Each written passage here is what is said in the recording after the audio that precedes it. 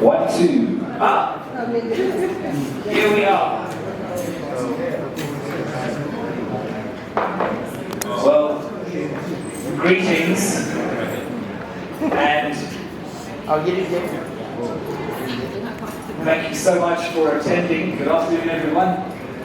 Ministers, esteemed faith leaders, ladies and gentlemen. Let me just begin by briefly introducing myself as we start this panel discussion. We have a slightly shorter time frame. I've been informed that we have to finish by 6 p.m., which doesn't leave us much time. But we're going to make it brief and amazing. Amen? Amen! I'm kind of got a big amen for that one. So let me introduce you to this very important session.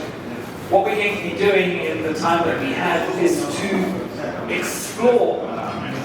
Is everybody here? Is everybody with me? I'd like to wait until we have the focus of the room, if that's possible.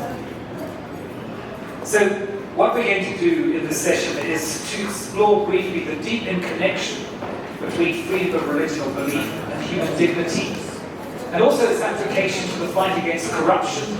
We're going to look at hate speech, xenophobia, discrimination, which is obviously important because these values underpin the agendas of both the African Union and the G20.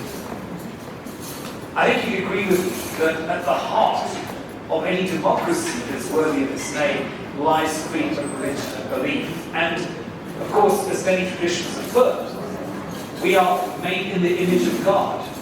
And this is not merely, therefore, a legal right. It's a recognition of our shared humanity. It's a recognition of our inherent dignity.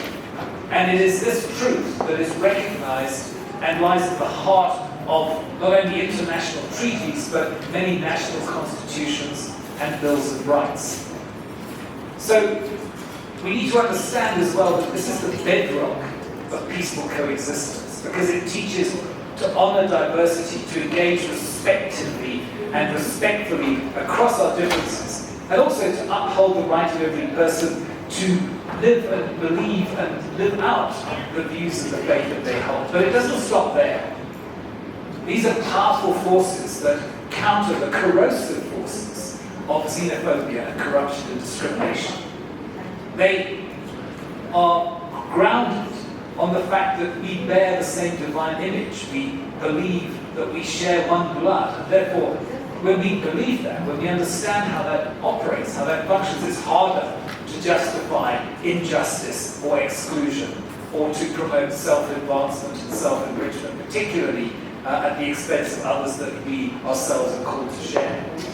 And the golden rule, which is a big theme of this conference, is obviously to treat others as you wish to be treated, but very importantly, it is not just a moral guide, it is a practical tool for building harmony and mutual respect across communities and nations. We're going to be touching on hate speech, and I think just as a brief comment on that, opposing hate speech is obviously essential, but we must be careful, we must tread carefully, because there is a growing trend to define hate speech so broadly that it turns out that it's just speech that I hate. But when speech that I hate, or when speech that offends me, is sanctioned, then we are in danger of actually shutting down the very critical, robust debate and discussions that we need in order to find solutions to these issues. So it is not a sign of strength, therefore. It is a sign of strength when we're willing to hear one another, not a sign of weakness. So without more ado, I'm going to hand over to my esteemed fellow panelists, and I'm going to start off by introducing Father Dr. Louison Emerick Bissila. He is in the African Union Catholic Chaplaincy that promotes justice and peace. He has a PhD, he leads the Interfaith initiatives and unites diverse faiths through workshops and summits. He has a 20-year global ministry and policy engagement which fosters social transformation, emphasizing shared ethical values across religious traditions. Will you please welcome Father Bissila as he kicks us off this afternoon. Thank you, sir.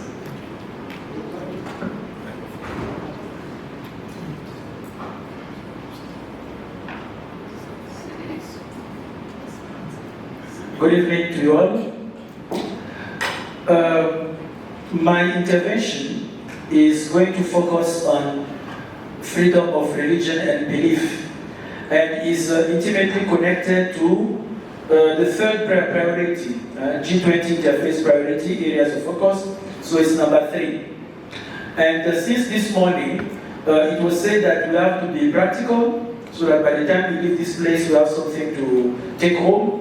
I'll try my level best to be practical. But the thing I would like to stress at the beginning is that we have to stop being nice to each other, but we have to be true to each other.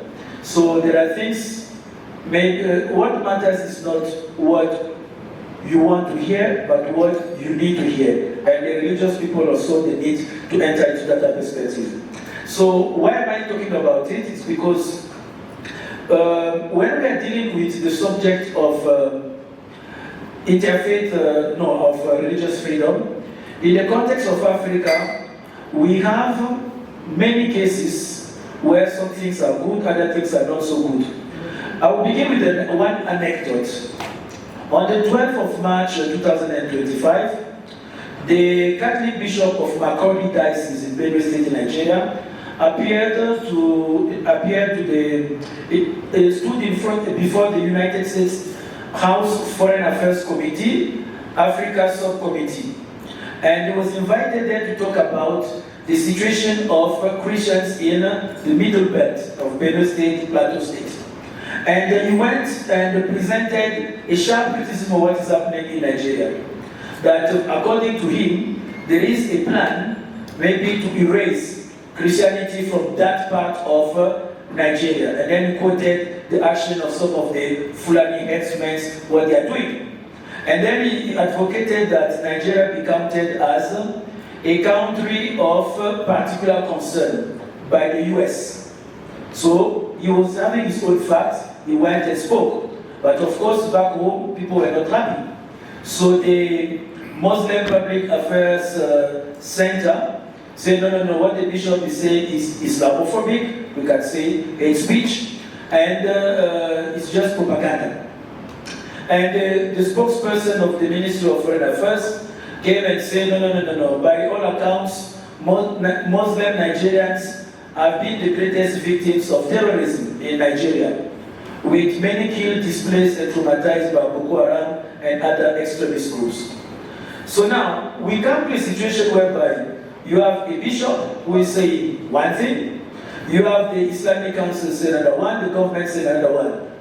And this is not restricted to Nigeria, it is the situation of so many other African countries. So what is the problem here? The problem is that we don't have, in Africa right now, correct me if I'm wrong, we don't have a shared, credible platform for truth led by a neutral Africa-based institution. That is why on our side we are advocating the creation, and the process is already underway, the creation of an African freedom of religion or belief observatory. AFORBU, African Freedom of Religion and or Belief Observatory. Because if we don't have such an observatory, we are going to be talking here, people say it's propaganda, here people say it's not true. And most of the times in Africa, the people who are talking about religious freedom are the people who are not even based in the continent.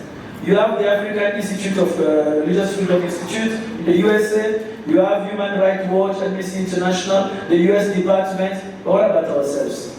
So in short, this is what we are advocating, to have a Pan-African, independent, non-partisan institution dedicated to promoting, protecting, and advancing the freedom of religion or belief across the continent.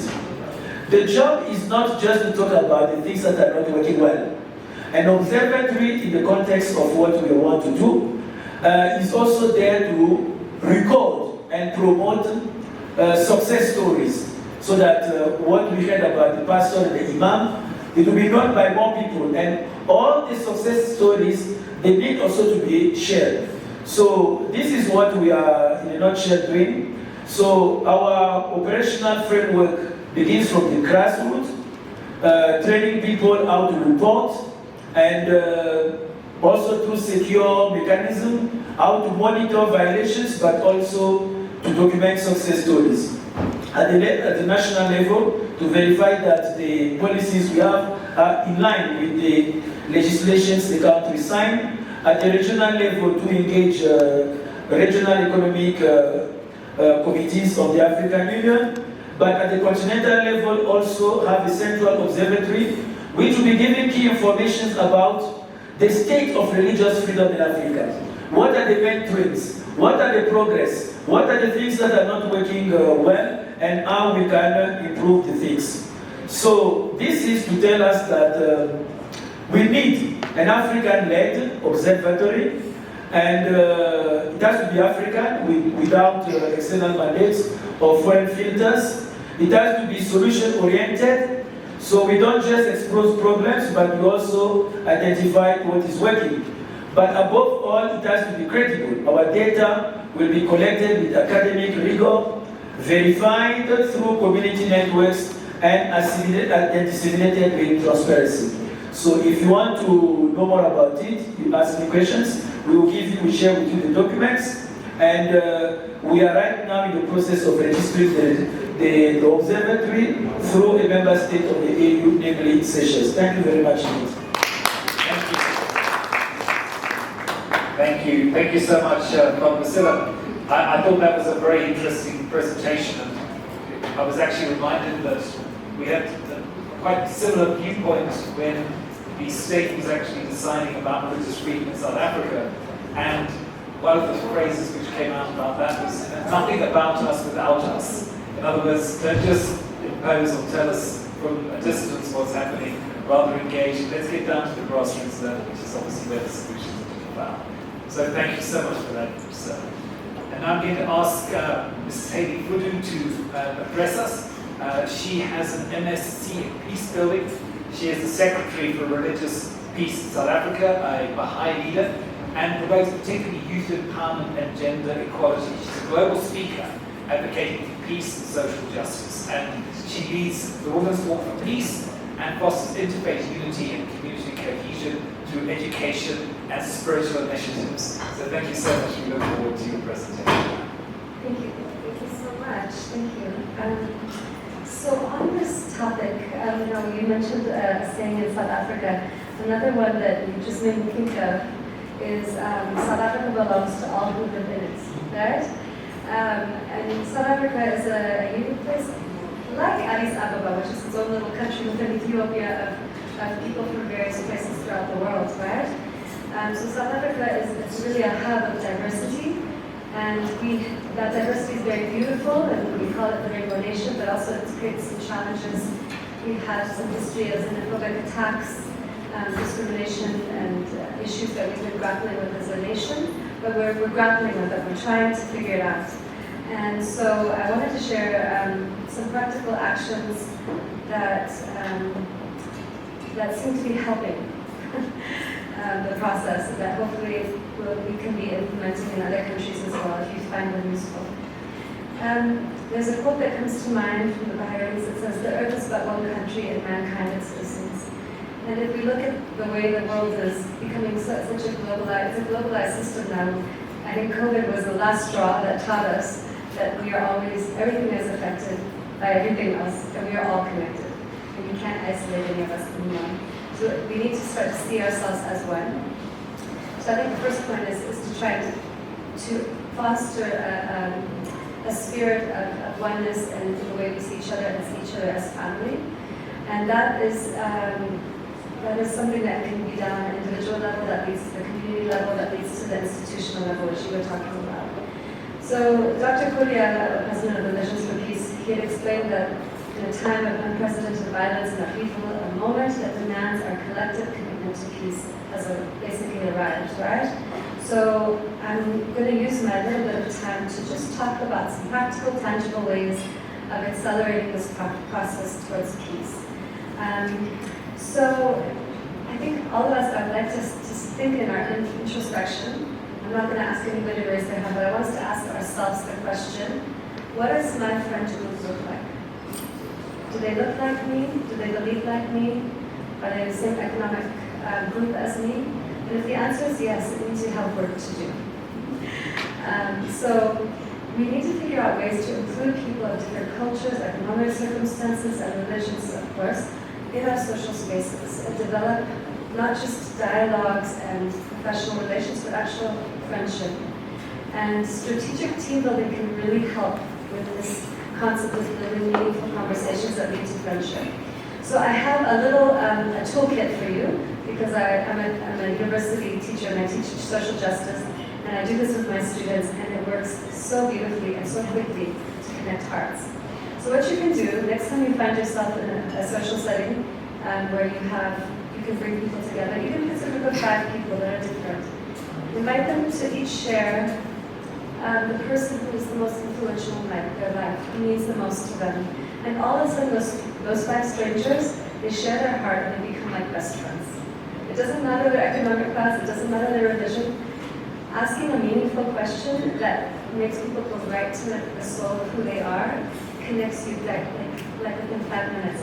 So I do an activity like that in the first session with my students every semester, and then we create the safe space, and then we can unpack all of the other stuff. The hate speech, the GBV, the racism, the sexism, the religious prejudice. Because once you have connected with the heart, everything else flows. So I wanted to invite you to try that strategy in your social spaces. And then I'd like to also invite you to think about something you can do from your own home, as well as from your faith space, as well as in some institution that you serve in, because we all are in those different capacities. And to end, I just wanted to share, I have another minute. I was so proud of my boy. He's 17 years old, and as I was leaving for this conference, he had invited the children on our street to a children's class at our house. He had met the parents in the park and said, I'd like to do some virtue classes with our kids, and say some prayers, sing some songs, I play the guitar, and talk to them about things that matter. And the parents were like, okay. And so all of a sudden at my home, as I'm saying goodbye and hugging him, there's like about 12 children, different colors, different religions, and they're doing an activity on justice. That was his second lesson. I forget what the first one was last week. But I'm so proud of him because it's a tangible, actionable thing. It doesn't have to go anywhere. It doesn't need transport money. The parents usually are happy to bring a few apples or something for the kids. So I think sometimes we think these problems are so overwhelming. But if we look at the things that we can do in our own home, with our own family, with our own church community or institution, we can all do something practical to move from theory into practice. And lastly, I'd just like to give you all that challenge as a homework assignment, because I'm a teacher, I like to give homework.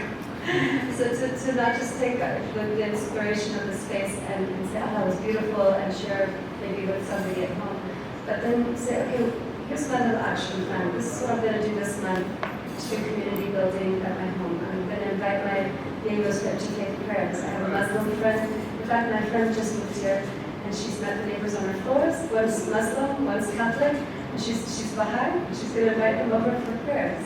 It's that simple. Just a handful of people starting at the grassroots, leading up to community, leading up to institutions. And then we get rid of all the xenophobia and hate speech, and all that just naturally starts to go. Thank you. Wonderful. Thank you so much. Thank you, Elsa. We'll give a round of applause. I think that what you're giving us there is something very simple, which is, in a nutshell, start a conversation. Create that relationship bridge that actually is the thing, that the catalyst that sets all the other things in motion. It's like a cascade, if you like, that then happens and corresponds. So thank you for the practicalities of that, and that was a very interesting, very helpful presentation. I'm now going to call upon Dr. Solomon. Dr. Solomon is from the Baha'i International Community, and he advocates for interfaith cooperation and environmental sustainability. He holds a PhD and bridges indigenous science and education, and has authored several influential works, engaging with the African Union particularly and promoting gender equality. He fosters peace building, ethical governance, and inspires unity across diverse communities, and I'm sure he's going to inspire us this afternoon. So, Dr. Solomon, The floor is yours. Thank you so much. Thank you also for the organizers. As I say, I'm also a teacher, but I'm not the one who wants to give homework. I want to give classwork. And also we come both from the Baha'i tradition, and I would like first to see what is actually religion. What does religion mean? You know, before talking about what actually is about freedom and belief, this probably define religion as it is, and then see why are we talking about freedom of religion? People say freedom of religion or belief. So I will quote a very short. The purpose of religion, as revealed from the heaven of God's holy will, is to establish unity and concord amongst the peoples of the world. Make it not the cause of dissension and strife. The religion of God and its divine law are the most potent instruments and the surest of all means for the dawning of the light of unity amongst men. The progress of the world, the development of nations, the tranquility of peoples, and the peace of all who dwell on earth are among the principles and ordinances of God. Religion bestows upon man the most precious of all gifts, offers a cup of prosperity, imparts eternal life, and showers imperishable benefits upon mankind. It behoves the chiefs and rulers of the world to endeavor to the utmost of their power to safeguard its position, promote its interests, and exalt its station in the eyes of the world. So we see how religion is the most powerful tool for progress, for unity, for actually initiating civilization. So how are we abusing this very important instrument?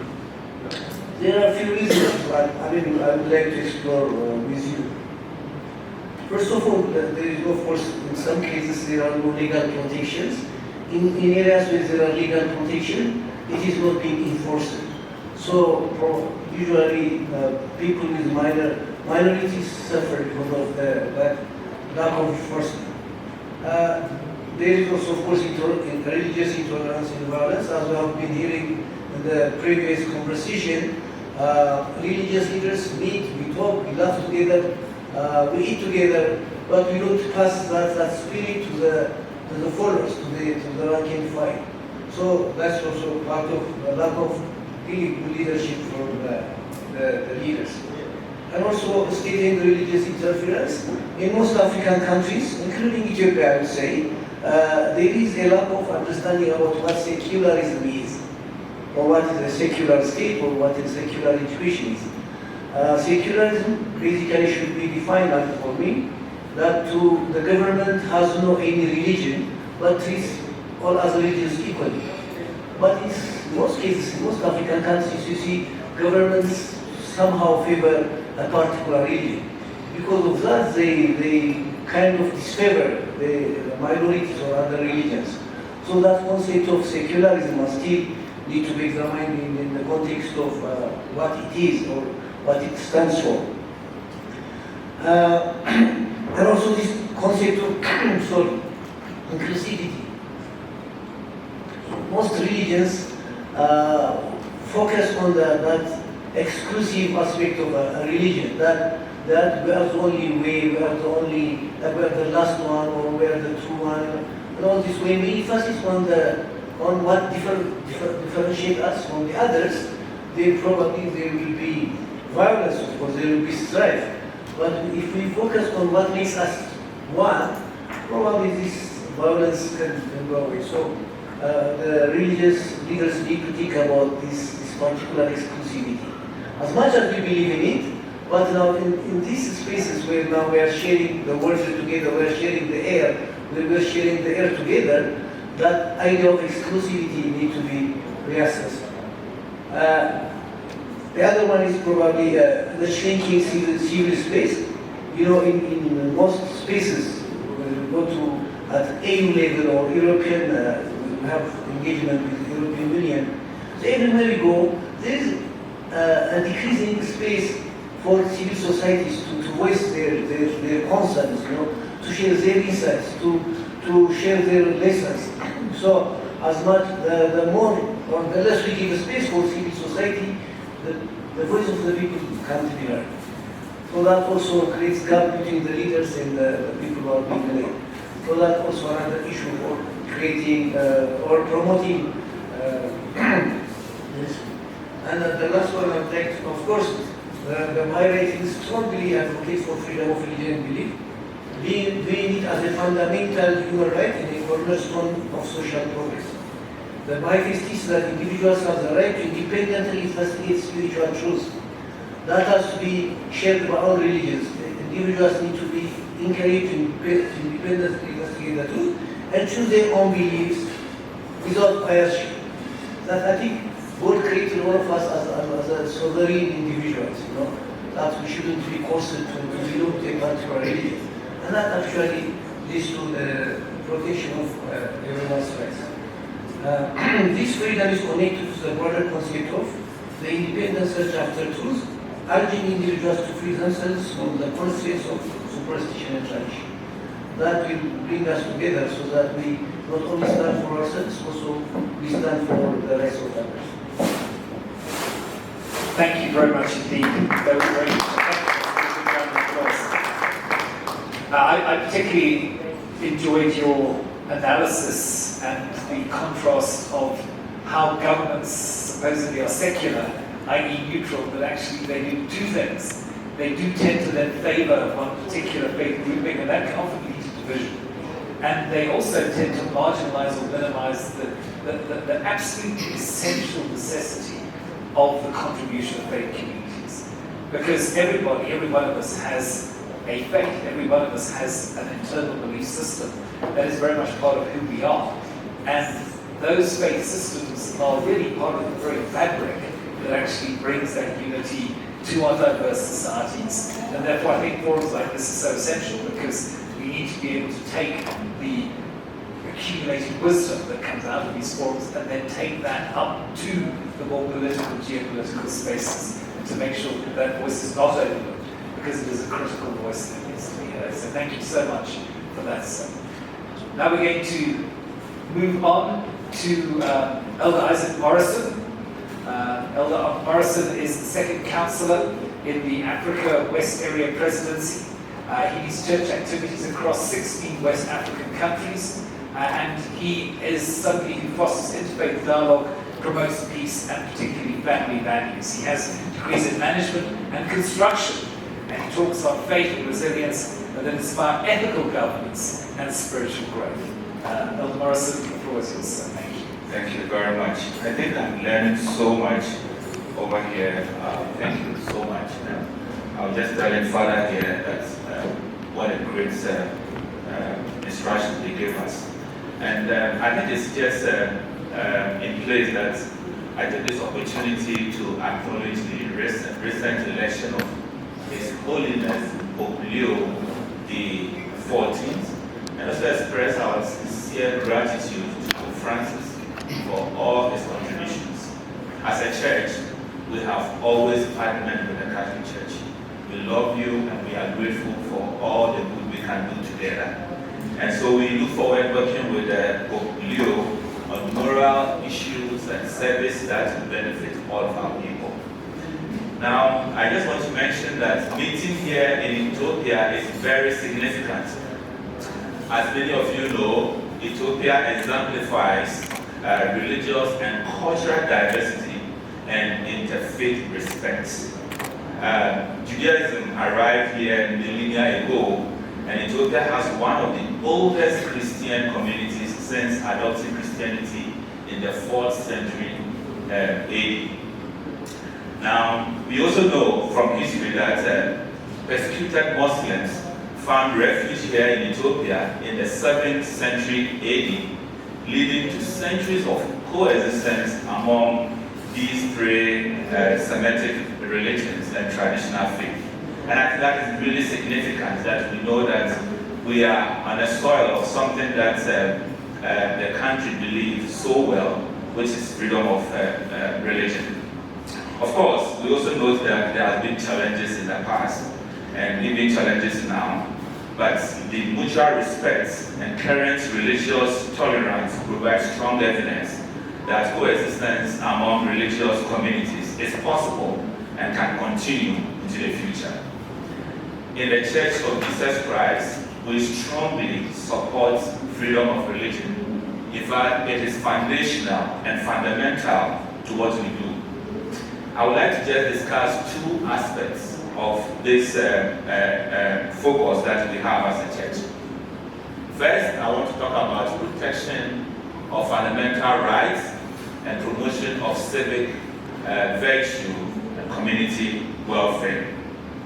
In doing so, I just want to refresh your mind of one of our leaders, Elder D. Todd Christopherson, who is a member of the Quorum of the 12 Apostles in our church. In recent past G20 summit, he was here and he taught beautifully that and emphasized the point that religion is vital for societal well-being and that protecting this freedom is in everyone's interest. It enables not just the expression of beliefs about God, but also opinions on various societal issues. He also emphasized that if societies fail to protect religious freedom, we risk losing many other freedoms as well. It goes hand in hand. It's something that we can't take the other and take one and leave the other. The second thing is that religious freedom fosters civic virtue, provides support for the less fortunate. In fact, as I got this assignment, I have read from several scholars who have identified numerous benefits linked to religious freedom. I only mention a few of them. Countries with strong religious freedom are typically more stable and prosperous, associated with positive social effects and economic growth. But lack of religious freedom leads to violence and unrest. Religious individuals display virtues essential for good citizenship, including honesty, duty, compassion, integrity. Studies have also shown that religious involvement correlates with lower violence rates and stronger community engagement. Religious individuals volunteer more and contribute significantly to humanitarian effort than non-religious counterparts. Now, this will blow your mind, as I think we heard it earlier on, but by estimates, people of faith are 40% more likely than non-religious people to give money to charities, and more than twice as likely to volunteer their service to community organizations. Highly religious people are more likely to volunteer not only for religious cares or causes, but also for secular ones. Now, I have here a photo of what we do in our church. We call it the Yellow Helping Hands. Now, whenever there's a disaster, we have all these members coming together and help bless the lives of those who are suffering. Over here in Africa, every August, we all come together as members of the church and have something we call All Africa Service Projects. This service project can be anything from cleaning, from weeding, from painting, anything that will bless the community, because freedom of religion allows us to do so. I also want to make sure I emphasize this point clearly, that it is verifiable that more than 90% of those who regularly attend worship services donate to charity, and nearly 70% of them volunteer for charitable causes. I think that is why we are talking about this. Again, research also indicates that protecting religious freedom leads to better workplace outcomes and economic benefits as well. In summary, I want to mention that we don't leave the family behind. I love what my dear sister said. It starts from the home, right? Religious freedom benefits individuals and families and communities. It fosters dignity and hope for a brighter future. My invitation to all of us is that we commit to safeguarding this religious freedom to contribute to peace and prosperity across Africa. We know there are challenges, but I also do know that with God, all things are possible. Thank you. Thank you very much. Thank you so much. That was such an inspiration because it just indicates how critical it is that we actually hold faith up as an engine of hope in our societies. And therefore the protection that you mentioned of religious freedom is absolutely of paramount importance because it's not just a single right, it's a basket of human rights. It's freedom of conscience, thought, belief, opinion, association, assembly, all the things that really are the things that undergird any democratic society worthy of that name. And when you see it under threat and the level to which it is actually eroded, it's like that canary in the coal mine. It's that first sort of indicator, because if it falls, other things will fall as well. So that is why we need to uphold and protect and promote it so robustly. So thank you so much for your contribution, sir. I'm now going to call upon Herbert Makinda. He is the Regional Manager for Globe Ethics Eastern Africa Centre that promotes applied ethics in higher education in churches across 13 countries. It leads partnerships and ethical asset management and advocates for research ethics and transparency. He is pursuing a PhD and he's particularly focusing on fostering interfaith cooperation and contributing to ethical governance and digital ethics resources. So we look forward to hearing your presentation. Thank you. Thank you very much. I must say that the topic of discussion this evening is very important, and it is a topic that brings up very key terminologies, namely human rights, human dignity. It talks about freedom of religion, rejection of corruption, hate speech, and all these very important keywords in our society today. I want to begin by saying that as we pursue the sustainable development goals and social justice, the principles of human rights, particularly freedom of religion or belief, human dignity, and the rejection of corruption, to be precise, are very critical in our society, and they serve as fundamental pillars in our society. These values are critical not only for fostering inclusive societies, but also for underpinning the political stability, economic resilience, and social cohesion necessary for progress. And it is important to note that the African Union and even the G8, as they articulate the vision on sustainable future, they recognize that human rights are integral to achieving their development objectives. Allow me to move on to the subject that I want to talk about, which is corruption and the fight against corruption. And I want to do this by sharing with you a project that we have launched that starts this year, 2025, in the month of March, and it is running for 2 years until December of 2026. And as Globe Ethics,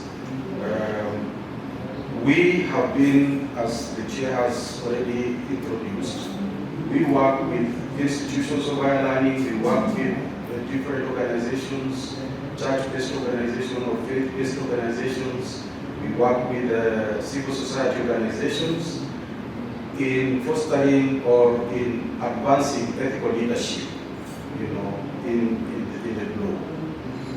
Now, the new project that I want to share with you about is a project that we have named Ethical Leadership for an Inclusive Future in the Sub-Saharan Africa. It is abbreviated as ELIF, and therefore popularly now known as ELIF project. This project is a multi-country initiative implemented by Global Ethics in partnership with All Africa Conference of Churches during this particular period, 2025-2026, and with the support of Bread for the World. This project is grounded on the learnings that have been acquired from a previous project, also that has been running for the past 10 years, known as the African Church Assets Program. And from that project, we concluded by developing or authoring a manual that is known as Ethical Leadership and Investment for a Sustainable Future. It's a reference manual. It is found, or you can access it in both English and French, and you can do that, get it free of charge at Global Ethics by going to the online resources at Global Ethics on the website. Now this project targets, the current project targets 6 sub-Saharan countries, 3 of them Anglophone, namely Ghana, Nigeria, and Zambia, and 3 of them Francophone countries, Togo, Cameroon, and DRC Congo. It aims to tackle the subject of corruption at both organizational and societal levels. Now, according to the Transparency International Corruption Perception Index of 2023, of course, there are later ones that have been presented already. Most sub-Saharan African countries are stagnating or regressing in the fight against corruption, and many of them are scoring below 50. Vulnerable groups, especially women, children, people living with disabilities, and the youth, bear the heaviest burden in this regard. And we know in our countries we are talking about high levels of unemployment for the youth. It is as a result of corruption. This reality calls for a stronger institutions, functional accountability mechanisms, and ethical leadership. It must be said that corruption, therefore, is one of the greatest threats to human development. It erodes trust in institutions, hampers economic growth, and perpetuates inequalities. Now, this project has identified 2 core causes of corruption. One is weak systems. Many organizations lack robust structures, policies, and capacities that prevent exploitation and abuse. And we can talk about a number of things, including procurement structures in our organizations, which give way for corruption to take place. 2, eroded values. Leadership is increasingly driven by personal interests. People who are greedy, trying to amass wealth for personal gain, power and status, rather than integrity and service. So despite all this, we also acknowledge that faith-based organizations and civil society organizations have a unique moral mandate to positively influence the society, preserving ethical standards and advocating for justice. They are actually, indeed, the salt of the earth and also the voice of the voiceless. However, to reclaim this role, these institutions must first reform internally to lead by example. Therefore, this new project, the ELIF project, seeks to promote ethical leadership, inclusive governance, and sustainable transformation within the faith-based organizations and civil society organizations. The aim is to achieve the following objectives. 1, that is internal. So internal changes where each of them takes action to advance accountability, inclusive and sustainable transformation for an inclusive future. The other one is external, where jointly they promote and advocate for a culture of good governance and ethical leadership in our communities and societies. So a key component of this project involves developing a comprehensive training program, building a cadre of at least 30 master trainers through a robust training the trainers model. So we are rolling out this week an advert calling for experts. And we will select 4 experts that we are calling senior trainers, who will then develop training materials and deliver a full training to these 30 master trainers. So the master trainers will also be selected competitively in the 6 countries. So for each of the countries, we are going to select select competitively 5 trainers from each of these countries, who will then in turn go to the organizations in their country and train those participants from those organizations. So these organizations also, in each of the 6 countries, we intend to advertise again and select 10 organizations from each of these countries, and from each organization have at least 4 people coming for the trainings. And these 4 people will include 1 senior manager, 1 male, 1 female, and 1 youth who is under the age of 35. So we are intending that this way, then we are bringing everybody on board, and we cannot fight corruption if we don't involve everybody. So we must involve the women, we must involve the youth in the fight for corruption, and that training is critical. Thank you very much. Thank you, sir. Thank you very much. It's a lovely round of applause.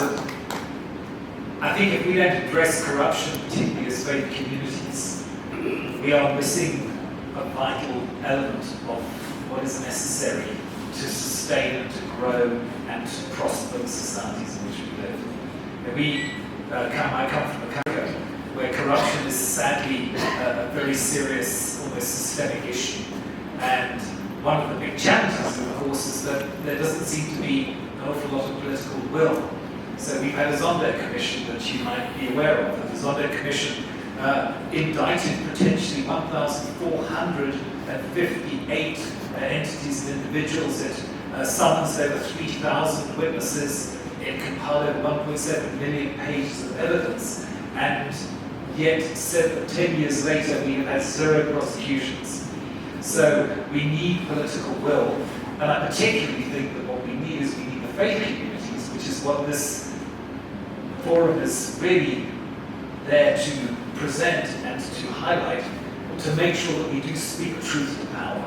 And I think that's a very critical element that needs to be discussed also in the G20 Interfaith Forum in South Africa. So thank you so much for your initiative, and thank you so much for your presentations. We now come to our final panelist, Sister, you did best to last. Sister Hailey Muse.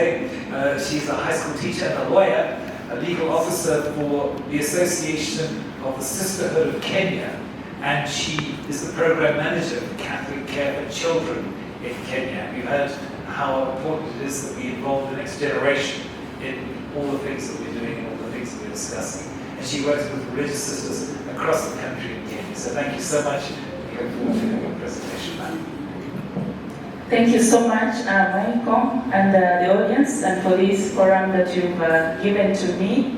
I would like to agree with my fellow panelists and everyone in the room that indeed, talking about freedom of religion, belief, whatever it is, human dignity, which at the center is human rights, vis-a-vis opposing the social evils, corruption, hatred, xenophobia, name them, is very crucial if we are to all push together to achieve the common goal as AU and the G20 agenda.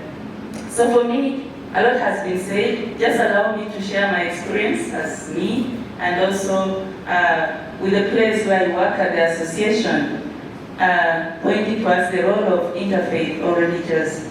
So freedom of religion resonates with me in the sense that growing up as a young girl, before I joined the convent, I come from a very conservative, strong Catholic family, while my mom is from a very strong Protestant family.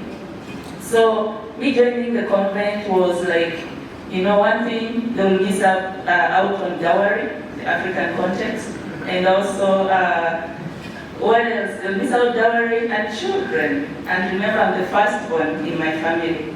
So that was not something easy, and made me feel really, up to now I'm growing old, but I'm not very comfortable visiting my maternal relatives and family because of that question of religion, religious intolerance. Because if it is Catholic with their ways and all that.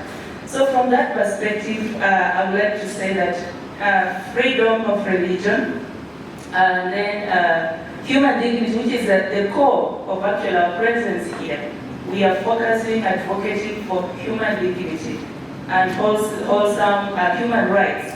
So without this, then we may not, it may be a challenge for us to push for our common agenda that we are discussing in this conference. Now, as I already mentioned, as Moderator has mentioned, I work for the Association of Sisterhoods of Kenya, and I'd like to share my experience. How have we worked with interfaith, social community, civil authority, the government, in pushing for a number of activities that benefit the common person, humanity, because we go across tribes, religion, and just serve humanity. Now, at the Association of Sisterhoods of Kenya, AOSK, we run a number of projects that aim at supporting humanity, social justice, projects on gender equality, equity, human rights, focusing on health, education, security, food, which is a common issue that has been pointed out. And of course, we work with children and all categories of people. Now, we don't work in isolation. We work with a different organization within the church. The second that Father Stephen mentioned, the Jesuits here, present by Father Charles and so forth, and move out of our group or cohort of the Catholicism to interfaith communities. We work under the interreligious dialogue. For those who know Kenya, from Kenya, they understand this, that we together advocate for the common issues that affect the people. Now, as Dr. Simango mentioned in the plenary prayer, we, the religious people, are at the ground. We are in touch of the common needs of the people.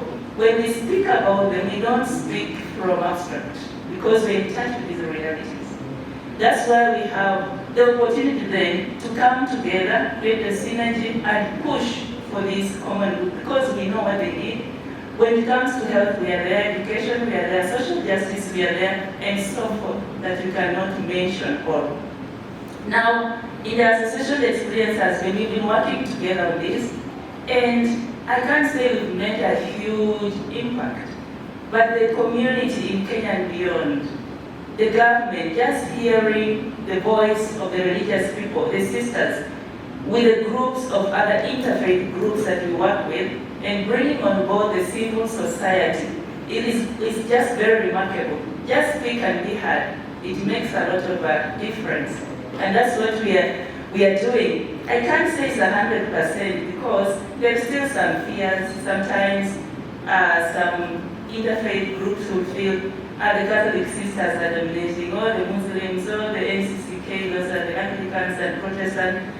So I am very happy that we are here, and I believe that we shall break these barriers of fear and come out freely if we are to really push this agenda together to get where we want to be. That is very important from my own experience. And in the country, in Kenya, for those who are familiar with the situation, there was a time when the finance bill, I think this was a global concern, the religious people came together and we faced the parliamentary committee with our memorandum, speaking, telling the government, should you pass this law, the human dignity is compromised because they will not even afford food, shelter. I mean, the escalating prices that you are putting forward, the taxes that you are putting forward will compromise their well-being, and yet we who work with them know their needs, know their capacity, know what they can afford and what they cannot afford. So that has been very important. And at times there is this intolerance where the government also feel we are complimenting them, but at some point they feel we are a threat, we are competing with them. So these are all the gaps that we can reflect on as we push together this common agenda. Then the question of awareness. When we want our people to claim their space, let them understand, let them know which are these rights they need to claim, which are these aspects that constitute human dignity, freedom of religion and all that. If they don't know, they will not claim their space. So awareness is very key, that we at the association, in collaboration with other religious groups, with other civil society, we reach out to the grassroots, speak to them, ask them, and bring on board other people who are very influential down at the grassroots. The church leaders, the civil society, the elders, the council, the chiefs, and the opinion leaders. They neither belong to the category of government or political leaders or chiefs, but they are very influential and support to make a difference in communities. So for me, this is very key, and I will recommend that we really, as everyone has been saying, let our sitting here not just be really formal and to tick the box. Let it be something that can bear fruits, so that when we go away from here, we're able to move, to yield something that can move forward our common agenda that we are here for. And that means then we need to enhance our collaboration. Let us not be very artificial the way we can be, but let's be real. I believe that the religious leaders, we are here, irrespective of the sect, the religion, we have values, we have principles, we have teachings that cut across, that we can then bring together and use that to move our community. The communities listen to us very well, a lot. So for me, that's my citation. And then advocacy, which is very key. We have done that through the religious dialogue with the communities in Kenya and across Kenya to task the duty bearers, the government, they're there for us. We come together, lobby for support, move together with a common agenda and ask them, where are we on this? Can we move forward? As someone mentioned in the morning, we cannot move as religious groups like this without bringing in those government people, because at the end of the day, they have an upper hand. And we are just in collaboration with them. So advocacy for me is very key, and I will finish by saying we need also, we are Africans, we are one people globally, continentally, but we have context-specific issues that really we have complex realities that we need to probe further through research and all that, so that we can have a breakthrough in areas that are still gray as we push on this agenda. And I believe by God's guidance, nothing is impossible. Thank you. Wonderful, thank you so much. That was a beautiful presentation. I absolutely concur with you. When we talk about interfaith, obviously we all hold different beliefs about ultimately who God is, or maybe how we're going to get to heaven. That's not the issue. The issue is that we have much more in common than we do that separates us. If we just look for what is a common cause. There is so much common cause. In South Africa, we are finding increasingly that there's the opportunity when it comes to advocacy to unite different, diverse faith groupings, from African traditional spirituality to the Islamic faith groupings to the Christian faith groupings, where there's something which is evidently in keeping with all our interests, such as, for example, when you see interventions that are looking to prevent children from hearing the views and values of their parents in the education system. That is one area of common cause. And I do think that it's important what you also mentioned, the narrative and the effectiveness of the faith communities to actually bring true interventions and real interventions right down to grassroots levels. Only the faith communities have the capacity to do that. Government is far less efficient at doing that type of thing. And I believe that you're right in as much as we must engage with government, and we must look to partner with them and to look to be more effective in bringing the voice and the views and the values of faith communities to government so that we can have a better, more prosperous society. So I think we can at least give a very big hand of applause to all our panelists for their contributions. Thank you so much indeed. And I'm just not sure about the timing. I know we were supposed to finish by 6, and my watch tells me that we've already gone 15 minutes over. So I don't think that we can really have, unfortunately, in this session, much in the way of engagement. But please, the panelists will all be here after the session. If you have any specific questions for them, I would encourage you to please do come and engage and interact.